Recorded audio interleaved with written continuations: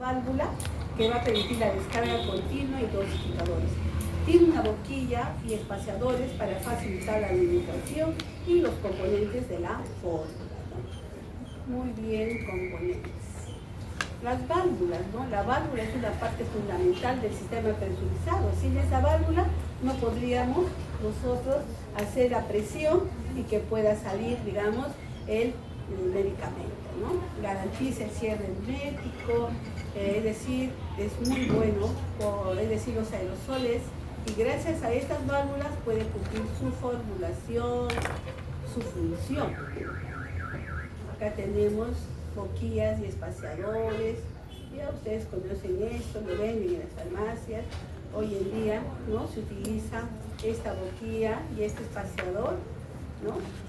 Ahora últimamente, antes se hacían directamente, ¿no? Pero en cambio cuando usamos ese espaciador, ¿no?, que es como una cámara, entonces aerocámara que se pega bien en la boca, entonces uno, la válvula presiona, sale el spray del medicamento y uno no se lo saca, cuenta hasta 10. 1, 2, 3, 4, 5, 6, 10, y recién sacas y te das otra vez la segunda picada, ¿no? ¿Y eso para qué? ¿Con qué finalidad será esto? Porque estos nos ayudan a mejorar la eficiencia para el uso de los cartuchos presurizados. Asimismo también permite la distancia, ¿no?, de la boca con el medicamento, ¿no?, espacía. Otro aumenta la distribución pulmonar del fármaco, ¿no?, es mejor. En este caso vamos a ver que mejoran el rendimiento en cuanto a las aplicaciones, ¿no? Distancia del cartucho a la boca, disminuye velocidad de las partículas y evaporización del propelente, ¿no? Y lo último que le enseñó el neumólogo es que yo tengo que aplico y lo dejo ahí y se llama así 10 veces, no lo saco. De ahí respiro un poco, otra vez me coloco, otra vez hago la presión y otra vez así. ¿Por qué? Porque dice que las gotitas del medicamento se han quedado en la cámara y al hacer eso, te voy a poder administrar. No se va a quedar nada en la cámara, ¿no? También hay técnicas para poder recomendar. Y las repeticiones de los puff, porque a veces es de acuerdo a la gravedad. En su mayoría al inicio, agudo 2, después de mantenimiento 1. En agudos cada 2 horas en veces. Y para mantenimiento en la mañana y en la noche, ¿no? Depende del neumólogo, ¿no? Bien, componentes de la formulación, ¿no? El propulsor es un gas licuado o gas comprimido, concentrado del producto, tiene principio activo, sustancias auxiliares, puede haber cosolventes, humectantes, emulsificantes. Aquí vamos a ver los gases licuados, esta base de hidrocarburos halogenados, hay hidrocarburos propiamente dichos, en este caso tenemos el butano, isobutano, propano, y los hidrocarburos halogenados tienen la presencia del cloro, del flúor, ¿no? En los gases comprimidos tenemos el dióxido de carbono, el óxido nitroso y el nitrógeno, ¿no? Por eso es la fuerza que tienen para poder hacer la explosión, ¿no? El gas licuado, ¿no? Tenemos acá que utilizan en este caso, por ejemplo, este gas licuado se encuentra pues en estado gaseoso, es decir, en el envase va a permitir el equilibrio de líquido-gas, más en este caso el principio activo. Asimismo vemos que tiene muchas ventajas, ¿no? Cuando hacemos la presión, esta se mantiene constante a lo largo de los usos, ¿no? Porque hay un equilibrio líquido-gas. Permite la salida de todo el contenido, capacidad de llenado mayor, 25% de gas, ¿no? Esto es la ventaja de los aerosoles. Los inconvenientes es que la presión interior cambia mucho con la temperatura, por eso es que no podemos mantener cerca en la cocina, cerca al fuego, al calor, porque a 50 grados centígrados hay riesgo de explosión. No se olviden porque lleva nitrógeno, ¿no? Hay presencia de nitrógeno. Dan sensación de frío, sale la formulación y el propulsor. Jamás dejen jugar a sus niños, a los niños con estos aerosoles, ni tampoco tener la curiosidad de querer hacerle huequito o nada de eso, ¿no? Porque podemos tener, digamos, desenlaces fatales. El gas comprimido, las ventajas es que hay un bajo costo, ineste, atóxico para las mucosas. La presión interior cambia poco con la temperatura, menor riesgo de explosión, no dan sensaciones de frío, solo sale el principio activo, hay ausencia de problemas de contaminación ambiental. Inconvenientes: a medida que se va a hacer el contenido, la presión disminuye. Volumen de llenado menor, 50% de gas. El propulsor pierde fuerza con cada descarga, ¿no? Incluso he visto que hay algunos aerosoles que tienen su medida, ¿no? A medida que tú vas aplicándote, ya te va señalando, porque a veces uno dice, no, el dedo no te entrega, no, ya te señala, ya está cero, y así ya 200 dosis vienen, algunas. Y los propelentes, su función principal es proporcionar la presión necesaria dentro del sistema para expulsar el contenido del envase. Tenemos como propelentes que incluyen algunos hidrocarburos, especialmente los que son derivados del metano y propano, e hidrocarburos de bajo peso molecular. En este caso tenemos butanos, pentanos y gases comprimidos como el dióxido de carbono, nitrógeno y óxido nitrógeno. Es un repasito de la clase anterior, ¿no? de la propelente anterior. Luego tenemos acá principio activo, tenemos tensoactivos, aniónicos, catiónicos, aufóteros, no iónicos. Estos son los que le van a dar, son estabilizantes de emulsiones, agentes viscosizantes.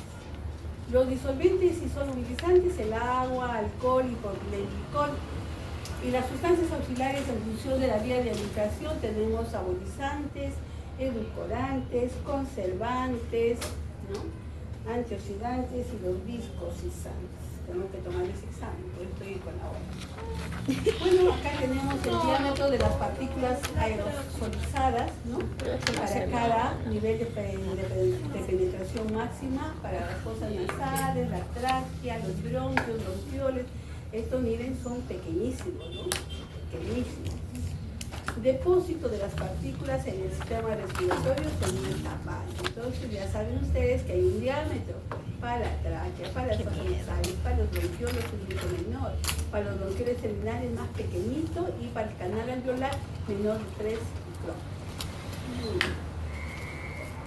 Control del peso del propulsor y concentrado. En el envase, el control de estanqueidad, control de la presión interna, control de descarga. Entonces hay comprobación del controlador. Luego, cuando hablamos del control del tamaño de partícula y del comportamiento aerodinámico, ¿no? Entonces aquí vamos a asegurar que el medicamento llegue al lugar donde debe actuar. Aerosol humo, cuando hay una microscopía.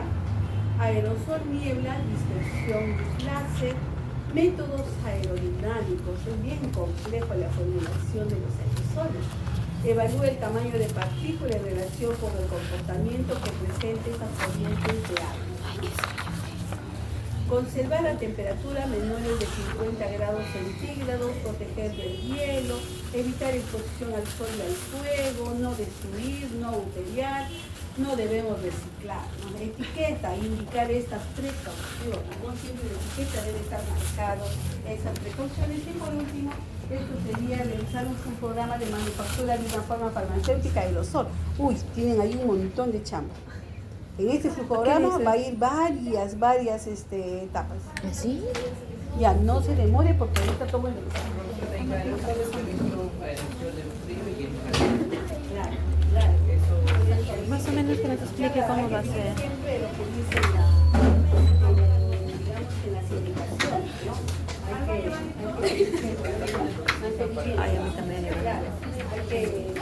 Los nervios, pues los nervios. Caliente, mantener a 30 grados, a 20 grados. Entonces siempre la etiqueta debe Pero sí, pero no, de café. bien. Ya no hay retroalimentación, ahora depende de salud.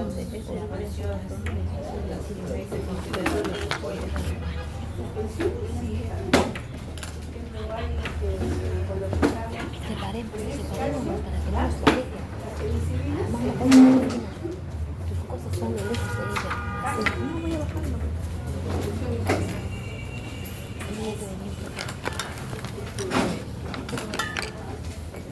Ay, por favor, Diosito, que venga, que me acuerde.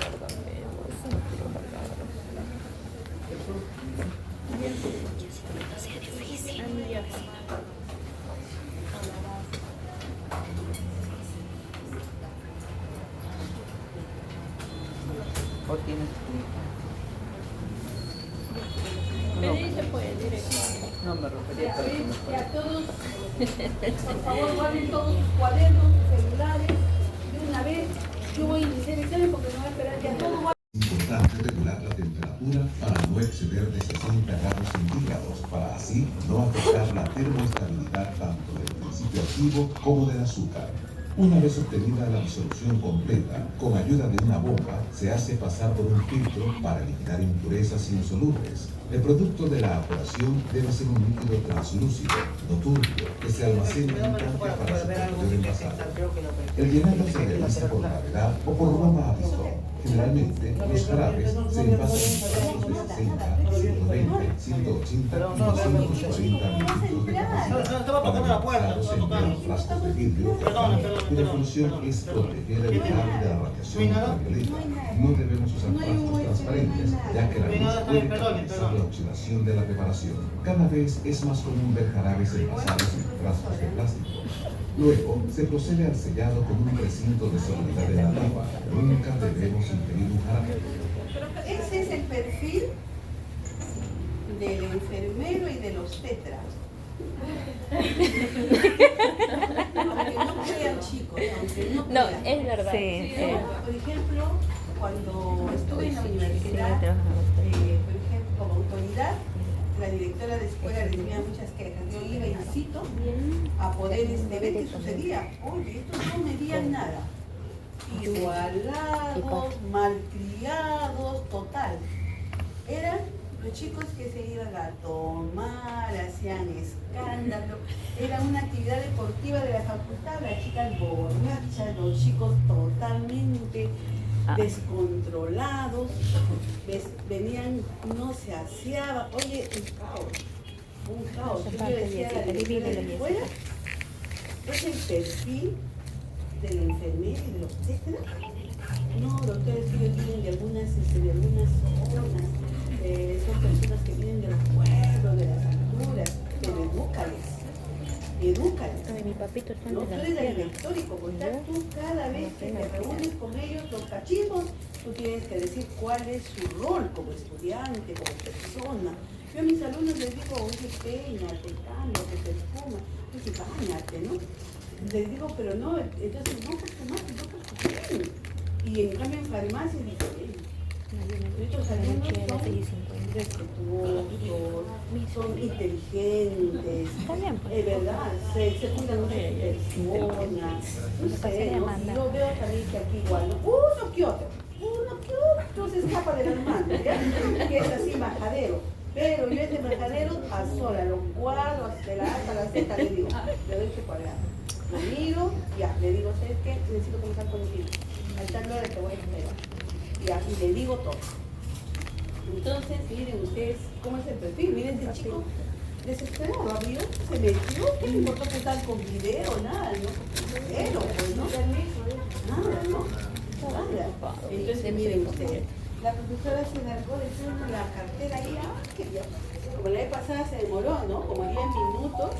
Entonces dijo, ya sacaré mi cartera, pues ya me demoré, ¿cómo vengo ahora? Entonces ahí miren además cómo es su perfil, ¿no? Yo, por ejemplo, cuando he visto una docente que tiene oxígeno y tiene que marcar, entonces hemos conversado y sí, con eso le digo, ven, pasa, ya marca antes que sea tu hora, ¿no? Porque esa es la escolarización de colegas. Entonces a eso que marqué en la biblioteca, porque no quiero ver su cara.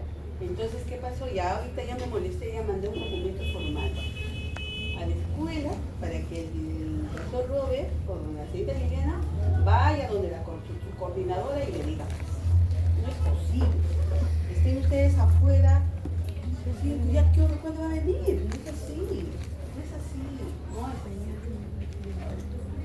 Bueno, entonces digamos. ¿Me puede poner de nuevo mi Ya pasado.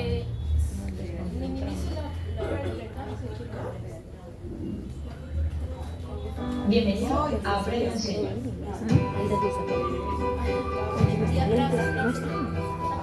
No sé más. En el vídeo de hoy Los jarabes son preparaciones farmacéuticas líquidas de consistencia viscosa que se administran por vía oral. Son soluciones concentradas de azúcar en agua. Se le denomina jarabe simple a la solución de azúcar al 85% en agua purificada. Asimismo, de la adición de sustancias aromáticas o de sabor agradable, surgen los jarabes aromáticos. Si a estos se les agregan principios activos, se obtienen los llamados jarabes medicinales. Los jarabes medicinales están compuestos por un principio activo, es la sustancia responsable del efecto terapéutico. Comúnmente los analgésicos, antipiréticos, antitusígenos, antiasmáticos y vitaminas son formulados bajo esta forma farmacéutica. Un jarabe simple, el cual sirve como vehículo. También se le agrega un saborizante aromatizante, con el fin de mejorar la aceptación del medicamento. Un colorante, el cual debe ser coherente con el sabor y el olor. Por ejemplo, si el sabor del jarabe resulta muy ácido, puede usarse un colorante verde y llevar aroma a limón. Si es ligeramente ácido, puede emplearse el naranja y olor a mandarina. De lo contrario, se le coloca un colorante rosado y esencia a fresas. Un antioxidante, con el propósito de evitar la degradación de los componentes por el oxígeno. Finalmente, un preservativo para impedir la proliferación bacteriana y por ende la descomposición de la preparación. Para la preparación industrial de jarabes, se mezclan en un tanque con un agitador de hélice los componentes con el jarabe simple. Es importante regular la temperatura para no exceder de 60 grados centígrados, para así no afectar la termoestabilidad tanto del principio activo como del azúcar. Una vez obtenida la disolución completa, con ayuda de una bomba, se hace pasar por un filtro para eliminar impurezas insolubles. El producto de la operación debe ser un líquido translúcido, no turbio, que se almacena en un tanque para su posterior envasado. El llenado se realiza por gravedad o por bomba a pistón. Generalmente, los jarabes se envasan en frascos de 60, 120, 180 y 240 mililitros de capacidad. Para el envasado se emplean frascos de vidrio color ámbar, cuya función es proteger el jarabe de la radiación ultravioleta. No debemos usar frascos transparentes, ya que la luz puede catalizar la oxidación de la preparación. Cada vez es más común ver jarabes envasados en frascos de plástico. Luego, se procede al sellado con un precinto de seguridad en la tapa. Nunca debemos ingerir un jarabe con el precinto roto o sin este, ya que garantiza la no adulteración del producto durante el transporte. Posteriormente es etiquetado. En la etiqueta debe declarar el nombre genérico del principio activo, su concentración, dosis, indicaciones, precauciones, contenido neto, número de lote, fecha de elaboración y vencimiento. El régimen legal incluye también el número de registro sanitario. Los jarabes son preparaciones de uso interno o enteral. Se administran por vía oral. El principio activo atraviesa el tracto gastrointestinal. Se absorbe fundamentalmente en el intestino delgado gracias a su gran superficie. Luego en la sangre viaja por todo el cuerpo, ejerciendo un efecto sistémico hasta llegar al sitio de acción. El empleo de esta forma farmacéutica oral facilita la administración del medicamento a niños o adultos de la tercera edad, para quienes no saben tragar comprimidos y cápsulas o tienen dificultad para hacerlo. Se prefiere su uso pediátrico gracias a sus componentes que enmascaran el sabor desagradable del fármaco, haciendo buena su aceptación. La unidad de dosificación del jarabe es de 15 mililitros, cuyo volumen corresponde a una cucharada sopera o de 5 mililitros iguales a una cucharadita. Hay que destacar que el volumen de una cucharada equivale al de 3 cucharaditas. Un mal hábito que debe evitarse es tomar el jarabe empleando la tapa o pegando la boca directamente al pico del frasco. Los jarabes son soluciones, no deben tener sustancias sólidas. Si observa un precipitado, no debe ingerirlo, ya que es indicación de que el medicamento está dañado, independientemente de su fecha de vencimiento. Estos no deben agitarse antes de usar, a diferencia de otras formas líquidas como las suspensiones.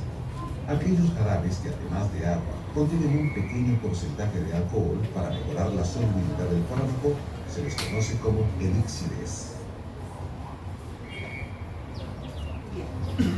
¿Han visto el video?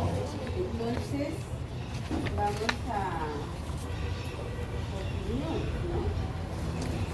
Saben ustedes que hay jarabes, ¿no?, que también se preparan con el 65% de sacarosa, ¿no? Pero un buen jarabe para lo que es un antipirético, de repente un jarabe antitusígeno, en su mayoría llevan ese porcentaje de sacarosa, del 85%. Cuando es un jarabe que es de repente antihistamínico, ¿no? Un antihistamínico podríamos prepararlo de repente en una concentración de 65%, pero sí hay viscosidad, ¿ya? Bien, entonces, pero fluctúa entre 65 y 85%, porque ustedes van a ver, en algún texto va a decir 65, en otro 85, ¿no? Entonces, este es válido ambos, ¿ya? Depende, ¿no?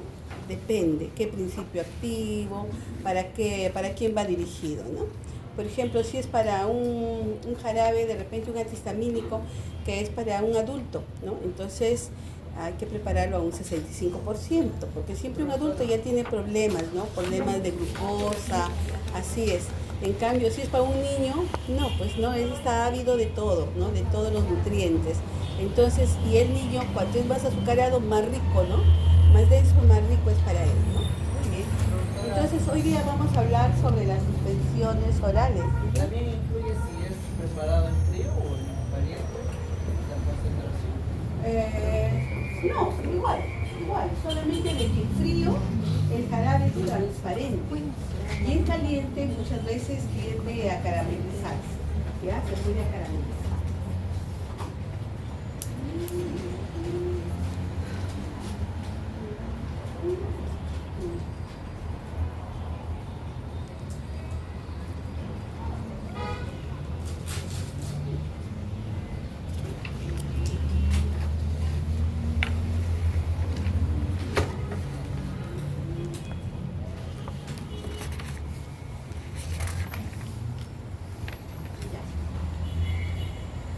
Entonces, hoy vamos a hablar sobre las suspensiones orales, ¿no? Entonces, una suspensión es una forma farmacéutica heterogénea, ¿no? Heterogénea porque cuando se prepara, ¿no? Y se deja en reposo, se va a separar, ¿no? La parte sólida, ¿no? Y el solvente, ¿no? Entonces va a precipitar, ¿no? Entonces, eso es una suspensión. Entonces, es un sistema heterogéneo, ¿no? Donde hay la presencia de un soluto, que es el sólido, y el líquido.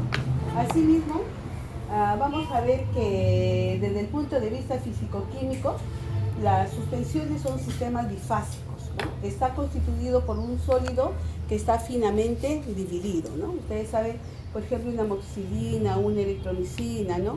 Entonces el polvito, ¿cómo está? Bien finito, ¿no? Ustedes van a observar en el envase que está pues bien fino. Asimismo, ¿por qué decimos que es bifásico? Porque lo vamos a reconstituir con agua, ¿no? Con agua hervida fría, ¿no? Hasta la señal correspondiente, y al momento de agitar, ¿no?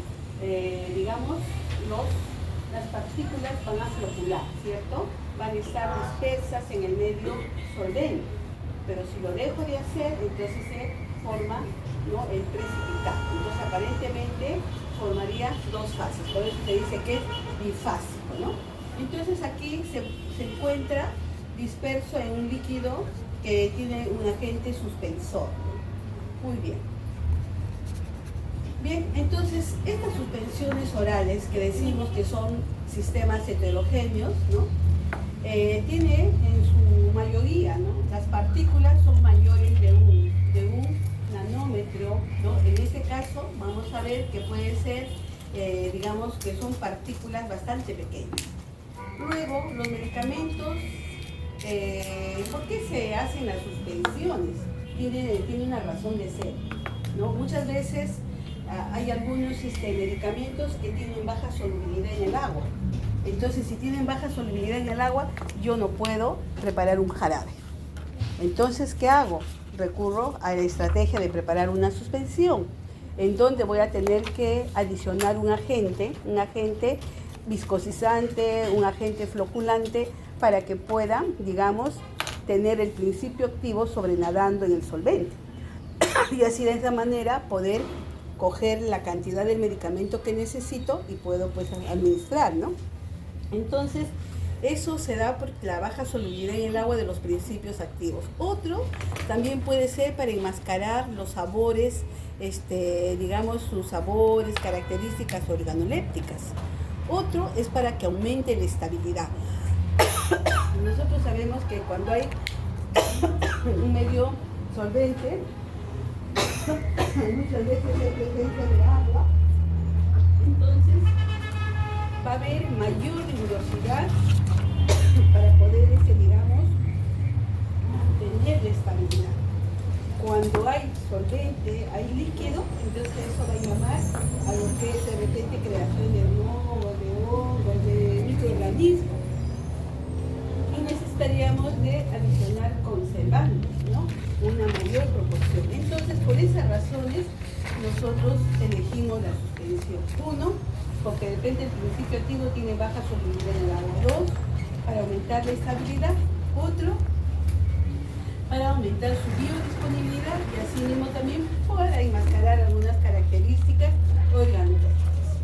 Luego, habitualmente, ¿no? Sabemos que las suspensiones, ¿no?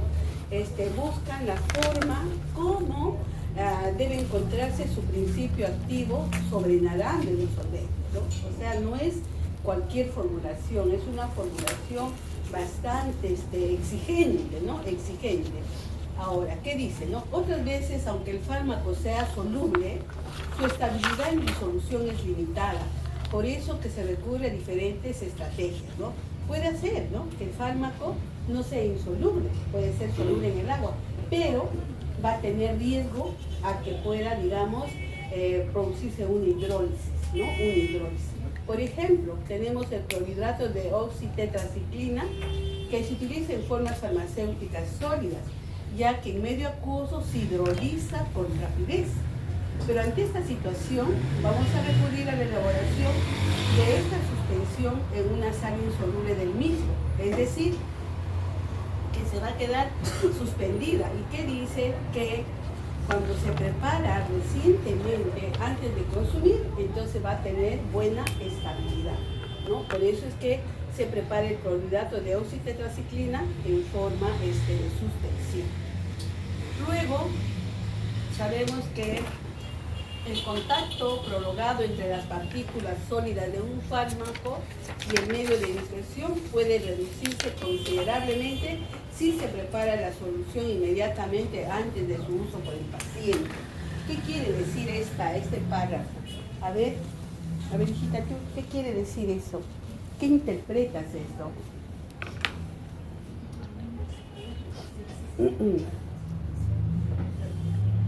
A ver. Prolongado de las partículas sólidas, si va a estar en contacto, puede perder su estabilidad, ¿no?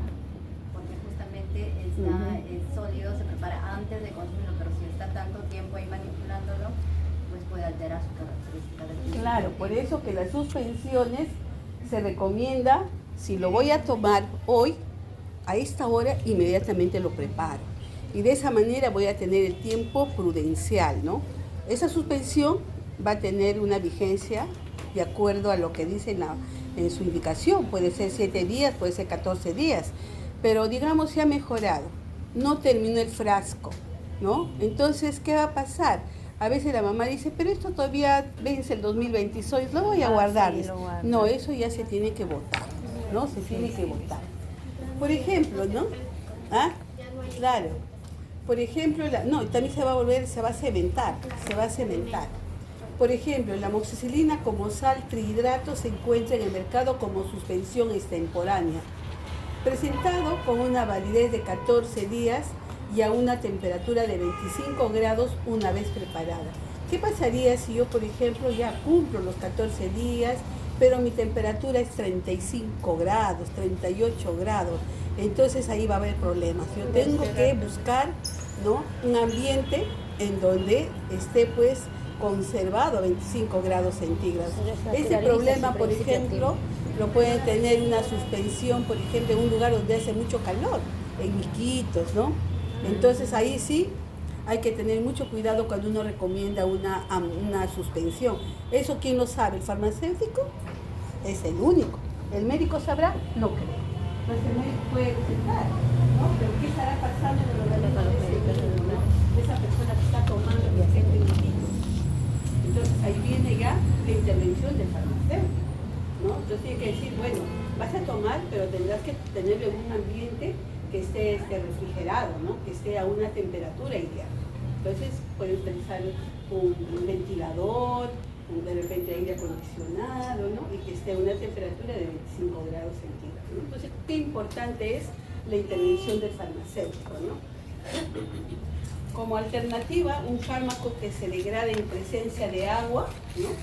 Hay algunos fármacos que se degradan totalmente en presencia del agua. Entonces, en este caso se puede utilizar, en casos especiales, el aceite de coco fraccionado como un vehículo para algunas formulaciones de antibióticos para uso oral, ¿ya?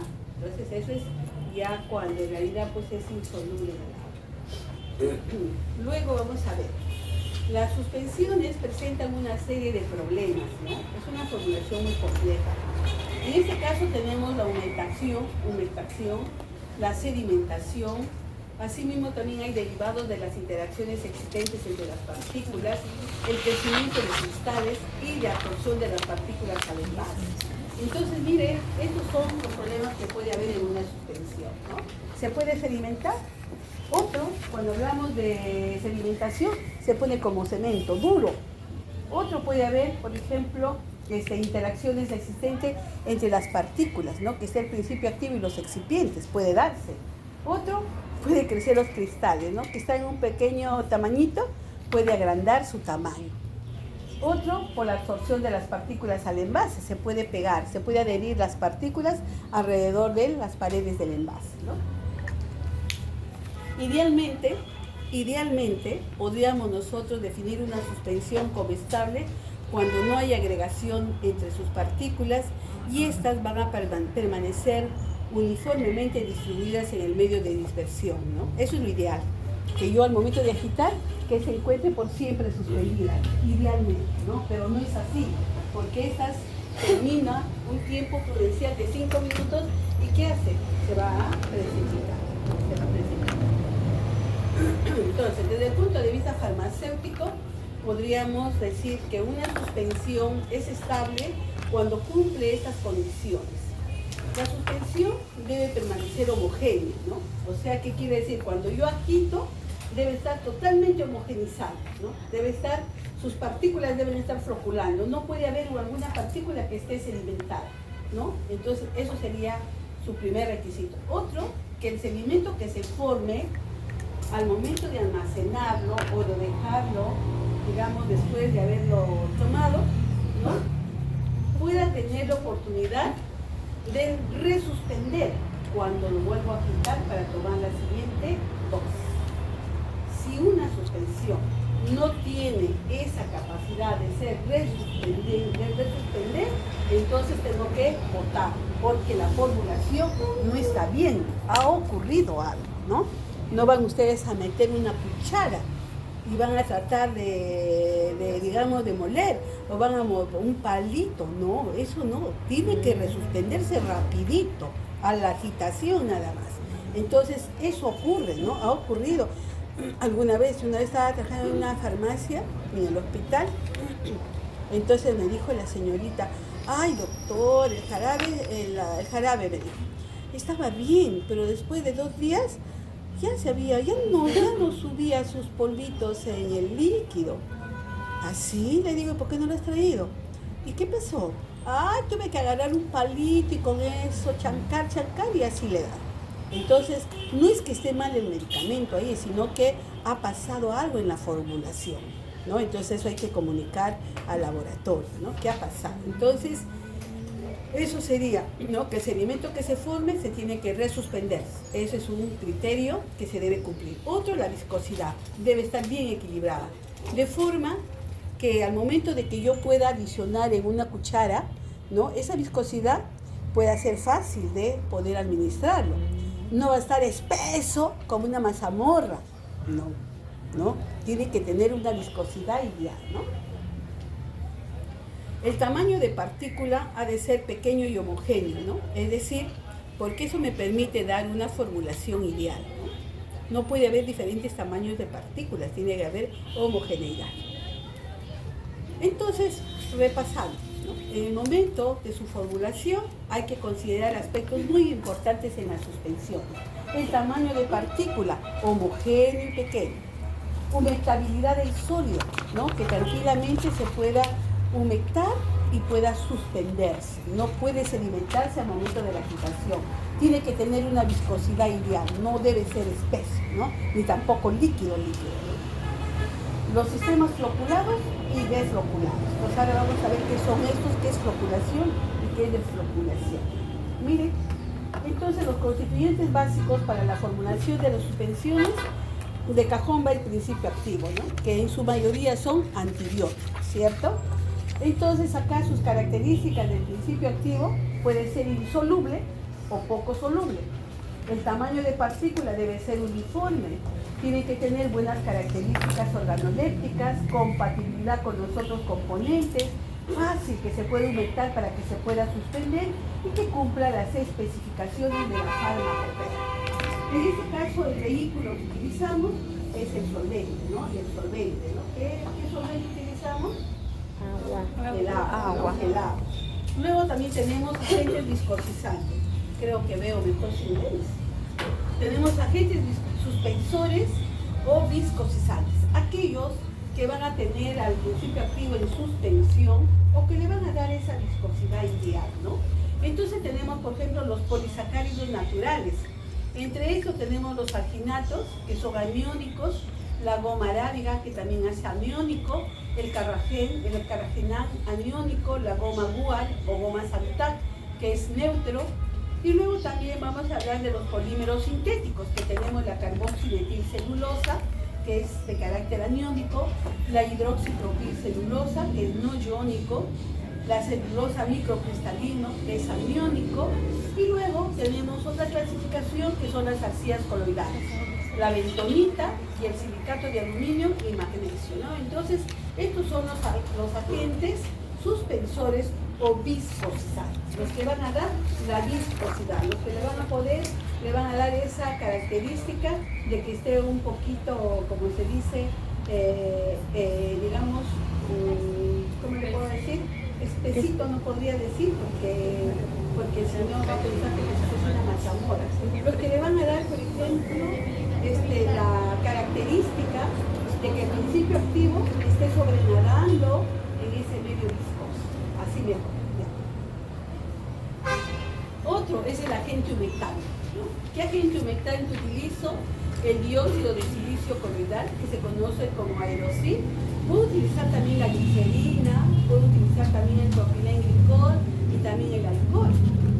Aquí puedo utilizar agentes floculantes. Los agentes floculantes, al adicionar, evita la cementación del segmento, mejora la redispersión y mantiene los flóculos de tamaño razonable.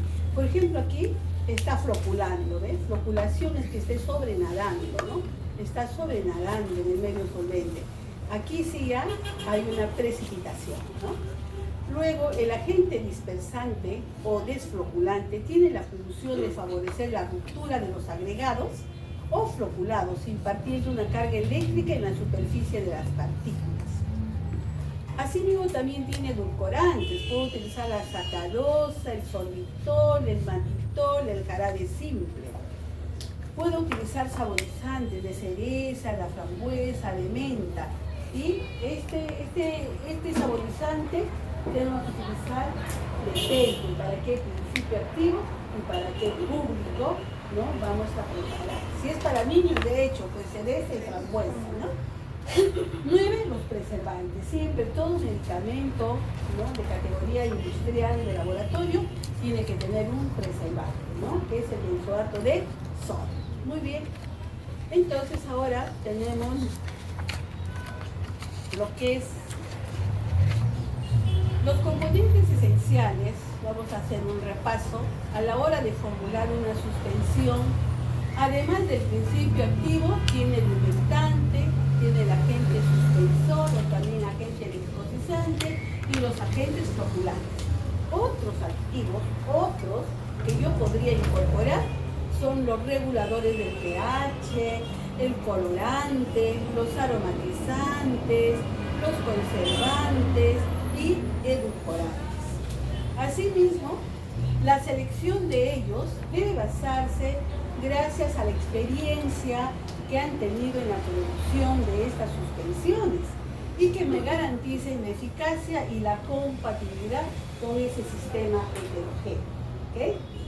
La adición de tampones puede ser necesario, ¿no?, en algunos casos especiales, porque puede facilitar la estabilidad, tonicidad o de compatibilidad fisiológica. Sin embargo, esto se debe realizar con precaución. No siempre se adiciona esto. La adición de conservante, eso sí o sí, es imprescindible cuando una suspensión tiene componentes de origen natural, ¿no? Porque si no, va a facilitar mucho su degradación. Bien, acá tenemos, ¿no?, cuando hablamos de sistemas desfloculados y floculados. ¿Qué es desfloculado? Las partículas existen en suspensión como entidades separadas. ¿Y cuando son floculadas? Cuando las partículas forman agregados no compactos. En desfloculados la velocidad de sedimentación es baja, porque cada partícula va a sedimentar por separado y su tamaño es mínimo. En cambio, en floculadas la velocidad de sedimentación es alta porque las partículas sedimentan en flóculos que son grupos de partículas. Aquí en desfloculadas el sedimento se forma lentamente, en las floculadas es rápido. En desfloculadas el sedimento se hace finalmente muy compacto debido al peso de las capas superiores del material sedimentado, es decir, en este caso forman una pasta muy dura, difícil, imposible de volver a dispersar. En cambio acá sí, ¿no?, el sedimento es un poco compacto, ¿no?, y es fácil de redispersar,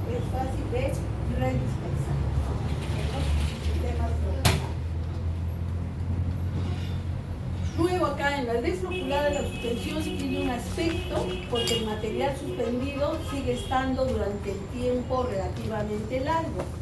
Y el sobrenadante a veces se ve como lechoso, como turbio, ¿no? Y aquí en floculadas la suspensión tiene un aspecto desagradable debido a la rápida sedimentación y a la presencia de una región sobrenadante clara, evidente, ¿no? Entonces vamos a ver aquí el otro tema que son los aerosoles. Conocen los aerosoles, ¿verdad? ¿Qué tipo de aerosoles conocemos? ¿Sabes? Salbutamol, los inhaladores. Aerosoles. Bromuro de hipertropio. Puedo tener también antiinflamatorios, ¿no? Puedo tener también descongestionantes, ¿no? Puedo tener también también puedo tener en aerosoles antibióticos, ¿no? También, ¿no? Tengan en cuenta entonces que también ahora esto es una tendencia muy buena, muy fácil, pero también es difícil su combinación, ¿no? Entonces, cuando hablamos de los aerosoles, también es un sistema disperso heterogéneo. Aquí va a tener una fase interna líquida o sólida y una fase externa que es la gaseosa, ¿no? Esta que se incorpora a presión en el interior de un envase. ¿Ya? Muy bien. Se puede utilizar por vía inhalatoria para el tratamiento de determinadas enfermedades. Los aerosoles farmacéuticos se consideran soluciones o dispersiones que contienen principios activos. Estas se envasan no como cualquier medicamento, sino tiene que tener una presión especial, ¿no? Asimismo, esta se va a liberar cuando se presiona la válvula, ¿no? La válvula. Puede estar destinado a la aplicación sobre la piel, ¿no? Por ejemplo, cuando aplicamos sobre la piel salina. No te me duermas, ¿ya? Ya come tu chocolate, ¿has comprado tu chocolate? Se le dio sueño. ¿Ah? ¿Y para quién estás guardando? Come. Para su novia. Para la tos. Ya no pica un poco. Ya, a ver, sobre la piel. Podemos aplicar, por ejemplo, el Voltaren, que es un diclofenac. Ya, muy bien, muy bien. Ahora, la aplicación local en las vías aéreas superiores a aerosoles nasales, ¿sabes tú? En este caso sería el salbutamol. No, nasal.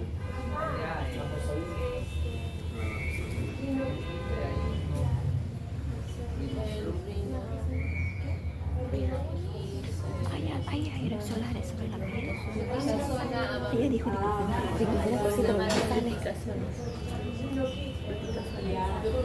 Hay varios. a los bebitos, pues, ¿cómo se llama? Aerosol. Hay una No, familia para que la son a nariz. base de cloruro de sol. No sé. Por ejemplo, yo cuando estoy No, esa es gotita. mi nariz está muy inflamada, ¿no?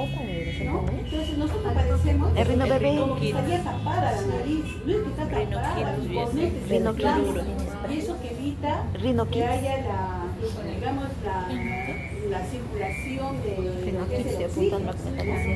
Entonces, ¿yo qué hago? Cojo agua hervida, ¿no? Tibia, y le echo salsita, ¿no? Y cojo, ¿no? Unos goteritos y le echo cada fosa del sal.